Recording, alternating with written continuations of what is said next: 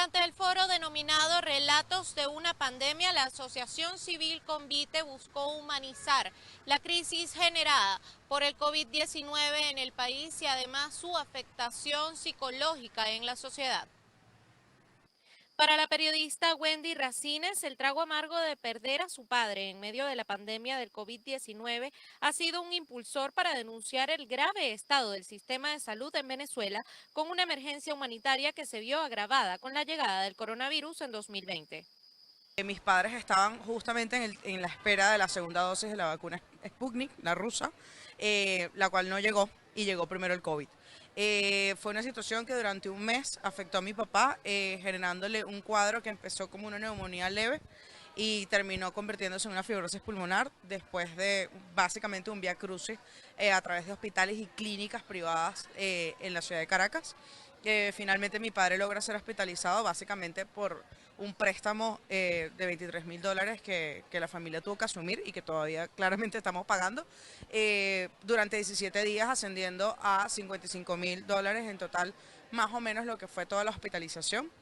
Y lamentablemente pues sucede el fallecimiento de mi padre en todo este proceso. La historia detrás del número es lo que realmente permite concientizar y al mismo tiempo empatizar, lo cual siempre va a ser algo que nos hace más humanos y más ciudadanos, sobre todo en una pandemia que tuvo una característica de aislamiento.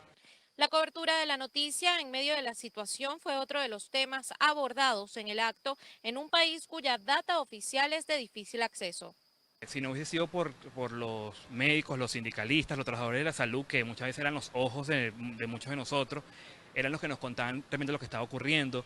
Incluso sabíamos cuándo se venía un pico porque ellos nos alertaban de que, mira, ya se dieron tantos casos en tal sitio. Era un reto, definitivamente era un reto. O sea, yo creo que el que empezó a ejercer el periodismo en esta época definitivamente tuvo un mayor compromiso a partir de este momento porque sabías que tú casi que eras la única manera de acercar información a una cantidad de personas que muchos lo agradecen.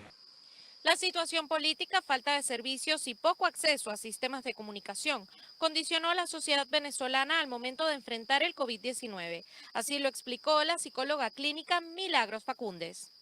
Lo que pasó además con la pandemia es que no solamente estábamos hablando de un registro de elementos sintomáticos físicos, sino que a esos elementos sintomáticos físicos lo acompañaban un montón de elementos sintomáticos psicológicos.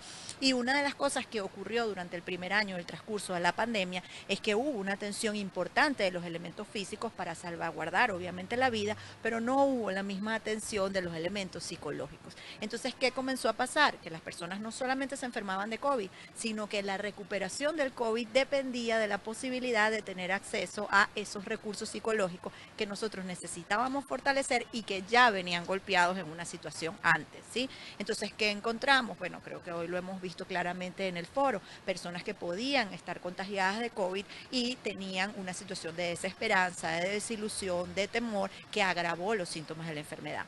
Familiares que entraron en pánico, que tenían terror frente a la situación y su capacidad operativa disminuyó frente a una situación que no conocían y que les resultaba abrumadora. Convite informó además que ha podido recorrer 14 estados venezolanos y beneficiar junto a su proyecto Aplana la Curva a más de 60 hospitales del país, eso de la mano de la organización Médicos Sin Fronteras. Desde Caracas, Venezuela, Irene Mejías.